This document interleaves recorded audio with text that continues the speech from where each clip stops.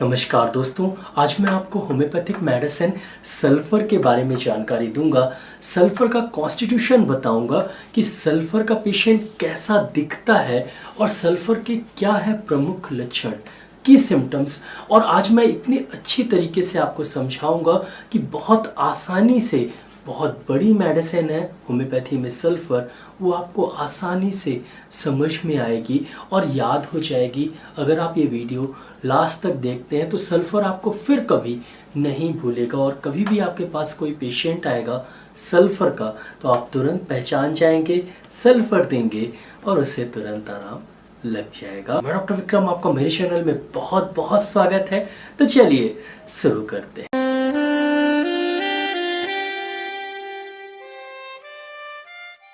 आज सल्फर मैं पढ़ूंगा इस बुक से होम्यो दवाओं के बोलते चित्र।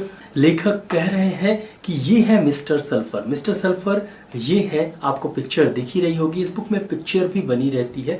तो ये है मिस्टर सल्फर। इनको नहाने से डर लगता है, ये नहाने से कतराते हैं। इनको डर लगता है कि कहीं इनके रोग लक्षणों में वृद्धि ना हो जाए नहाने से, इसीलिए ये सल्फर जो है वो नहाते नहीं हैं। ये साहब मैला कुचैला रहना चाहते हैं, बहुत गंदगी भरा जीवन जीना चाहते हैं। नहाना, स्नान करना इन्हें बिल्कुल पसंद नहीं है। इनके शरीर से खुद दुर्गंध आती है, बदबू आती है, लेकिन अगर कोई व्यक्ति इनके पास खड़ा हो जाए, हल्का सा बदबू करे उसका पसीना, तो इन्हें उसकी दुर्गंध बिल्कुल भी पसंद नहीं है। तो खुद तो नहाते नहीं हैं, लेकिन दूसरे को ज़रूर बोल देते हैं कि यार तुम बहुत दिनों से नहीं नहाए हो। दुबला पतला शरीर है इनका, चर्म रोग से बहुत ग्रसित है। सल्फर का जो पेशेंट होता है उसे स्किन डिसीजेस, तरह तरह की स्किन डिसीजेस होती हैं, लेकिन फिर भी वो व्यक्ति नहाना पसंद नहीं करता। इसका मतलब ये नहीं है कि वो बिल्कुल नहीं नहाता, लेकिन उसे नहाना पसंद नहीं है। 2-3 दिन में एक बार नहा ले तो बहुत बड़ी बात है, और अगर वो नहाता भी है तो बहुत ही हल्के तरीके से नहाता है, बहुत ज़्यादा साफ सफाई नहीं रखता है। दोस्तों, लेखक लिखते हैं कि जो मिस्टर सल्फर हैं उन्हें कंघी करना या बन ठन के निकलना, जैसे हम लोग निकलते हैं ना, अभी मैं वीडियो बना रहा हूँ तो बढ़िया कंघी करके वीडियो बना रहा हूँ, अच्छे से दिखूँ आपको, ये सोच के मैं वीडियो बना रहा हूँ, बन ठन के वीडियो बना रहा हूँ। तो सल्फर का जो पेशेंट है उसे कंघी करना, बन ठन के निकलना, साफ सफाई, ये बिल्कुल भी पसंद नहीं। आगे लेखक लिखते हैं कि इन साहब को तो सोरा दोष होता ही है।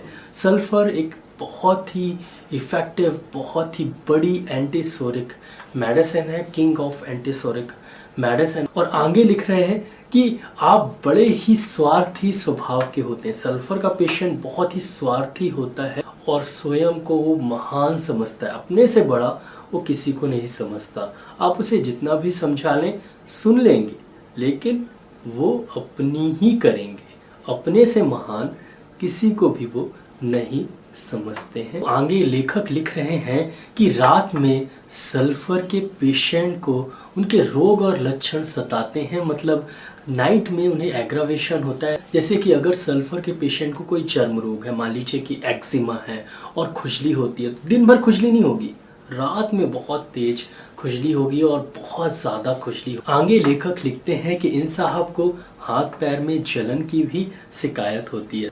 आप जान चुके हैं इस वीडियो के थ्रू कि सल्फर का कॉन्स्टिट्यूशन कैसा है, सल्फर के प्रमुख लक्षण क्या होते हैं, और आपको अब कभी नहीं भूलेगा सल्फर। और जब कभी कोई सल्फर का पेशेंट आपके पास आता है तो आपको हमेशा याद आएगी सल्फर। लास्ट में मेरा ओपिनियन, अगर आपको पता चल गया है कि सल्फर का पेशेंट है आपके सामने, अब सल्फर आप कैसे दें, कब दें, कितनी बार दें।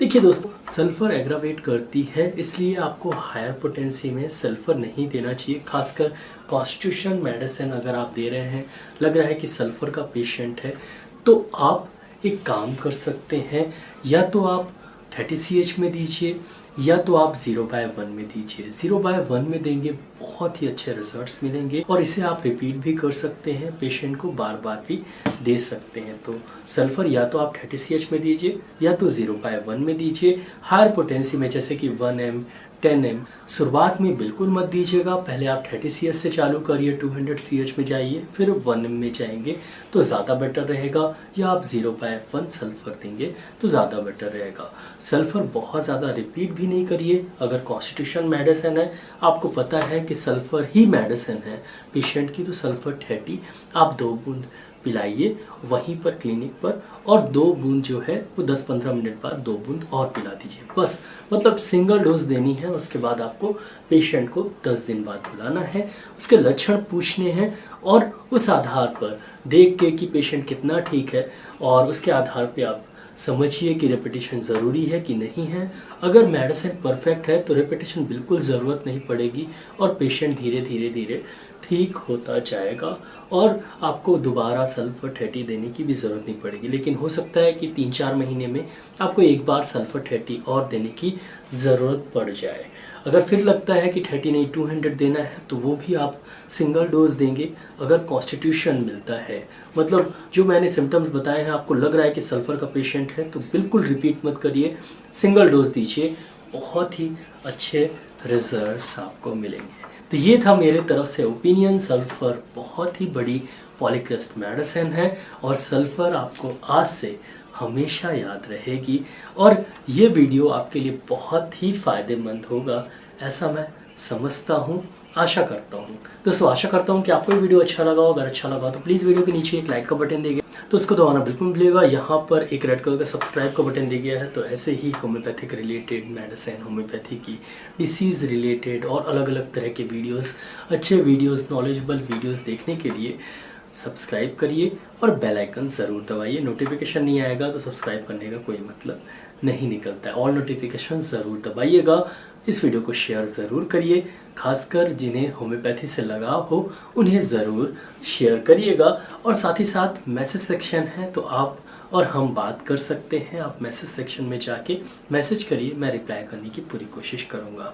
दोस्तों इस वीडियो को लाइक शेयर सब्सक्राइब करने के लिए बहुत बहुत धन्यवाद। आज के लिए बस इतना ही, कल फिर मिलते हैं। जय हिंद, जय भारत, धन्यवाद, thank you so much, bye.